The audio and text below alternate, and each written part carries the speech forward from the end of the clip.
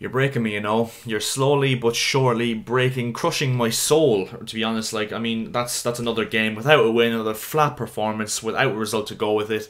And yeah, Chelsea won, Aston Villa won at Stamford Bridge, and to be honest now, serious questions and inquests have to be asked of Frank Lampard. And if you guys have subscribed to this channel for quite a while, you will know I've backed Lampard to the hills and back for, you know, since he took over it, if I'm being perfectly honest. And I do still think that, you know, sacking him at this moment in time would be an incredibly stupid decision and would be extremely reactionary. But to be honest, like, serious questions need to be asked of his management today. I mean, the lineup he picked first and foremost. I mean, obviously we did have to rotate players because we played on Saturday, and you know, we were chasing the game for the majority of the game, and you know, obviously the players would have been tired. But yeah, the football even itself isn't great. I mean, at times you can definitely see some patterns of play, some triangles, you know, it's decent enough at times, but overall there was no conviction today, absolutely no fight whatsoever, which pisses me off the most. And to be honest, it's really worrying times for Frank Lampard, I'm not going to lie, simply because of the fact that I saw after the Arsenal game on Saturday that he actually came out and blamed the players, which as a manager, you know, it instantly signals danger signs, if I'm being perfectly honest, because the one thing you cannot do as a manager when you get a disappointing result, especially in the manner to Arsenal, like a team like Arsenal who are London rivals to Chelsea, it spells out danger, and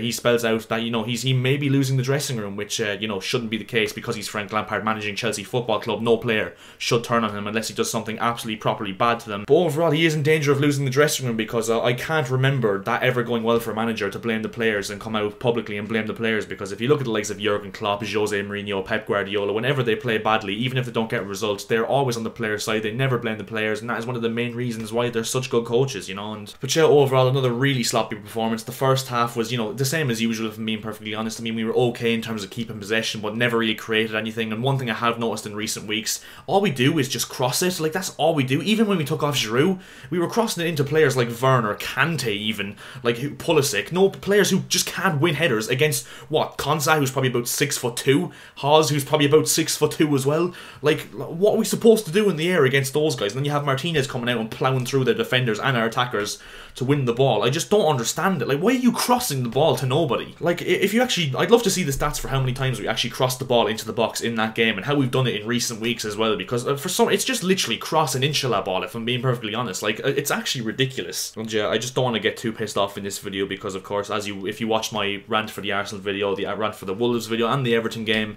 I'm just sick, really. I'm just tired. I'm just bored. I'm not energetic enough to actually keep this going for long.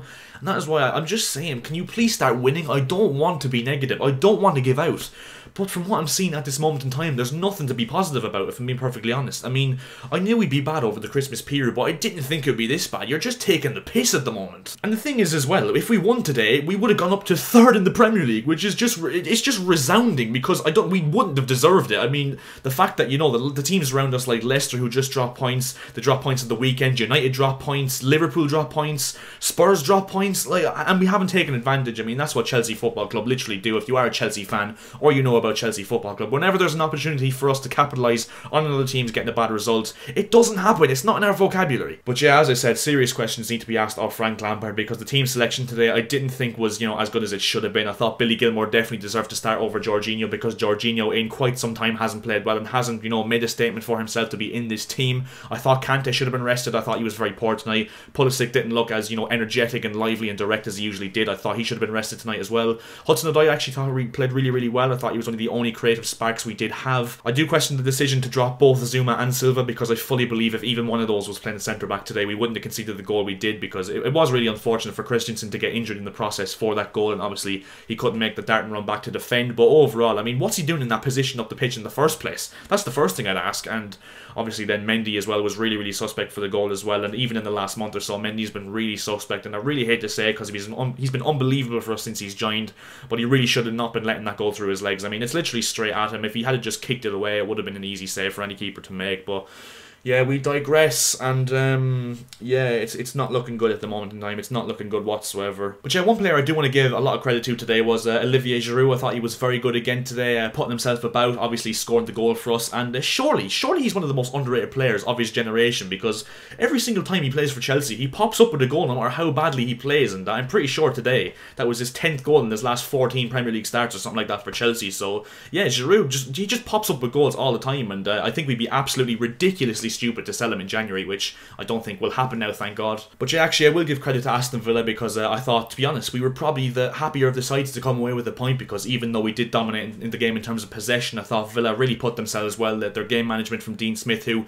in my opinion is one of the most underrated managers in the league, and to be honest, probably has a bit of a reputation from the football hipsters as kind of, you know, a Brexit manager, when he's far from that. He encourages them players to play a good brand of football, and the one thing I'd say to that, you don't come out with Brentford if you're not, you know, a decent football man in terms of his knowledge for attacking football. So yeah, Aston Villa really deserved the point tonight at the very least. I thought the likes of Grealish, El Ghazi, Traore, Watkins, etc. were really good. Louise and McGinn controlled the midfield, and let's be honest, this is a midfield as well without Ross Barkley, who was a brilliant player for Aston Villa at the start of the season, also missing Tyrone Mings as well, who's integral to their back four. But yeah, actually, I haven't even checked the league table. Where are we in the league now? Because I'm pretty sure we're probably mid-table fodder at this moment in time. I'm not even going to lie, but so yeah, we had 63% possession, but of course, as per usual, did all with it, because Chelsea Football Club, as you know, for the last few years, not even under Lampard, under Sarri as well, we huff and puff for the whole 90 minutes and create absolutely very minimal chances. But yeah, if we go onto the table, we're somehow 6th. I don't know how, I don't know why, but we are 6th in the Premier League table. Yeah, completely undeserved, but I do have to say as well, if Spurs even draw tomorrow, they do go ahead of us. City, if they even draw one of their 2 games and go ahead of us. Southampton, if they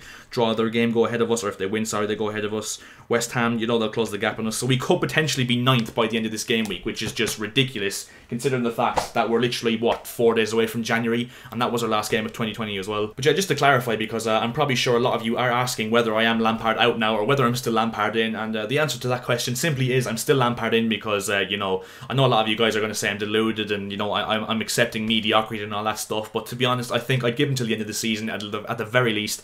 If we don't get top 4, he's in major trouble. But yeah, I think that is where we're going to end this video, because I think there's nothing more else I need to say on this matter, and to be honest, we're an absolute joke of a club at the moment. I mean, it took the piss out of Arsenal all season, and now I'm in no position to do so, because even though Arsenal are still down in 14th in the Premier League, we're doing really poor at the moment. I mean, that's 5 games now where we've only won 1 game, and as I said multiple times on this channel, that 1 game we did win against West Ham, we were extremely flattered by the scoreline. And yeah, our next game now on Sunday against Manchester City, which of course could be called off, which would be just our luck at this moment in time considering the fact we're doing so poorly. But yeah, that game could be called off because of the outbreak of coronavirus in the City camp, which of course did get their game against Everton cancelled tonight. So yeah, I think the break will do us well if we do get a break from that City game. But yeah, if you did enjoy the video, make sure to drop a like on the video, and yeah, 15 likes as per usual would be massively appreciated. Also make sure to subscribe to the channel if you are new.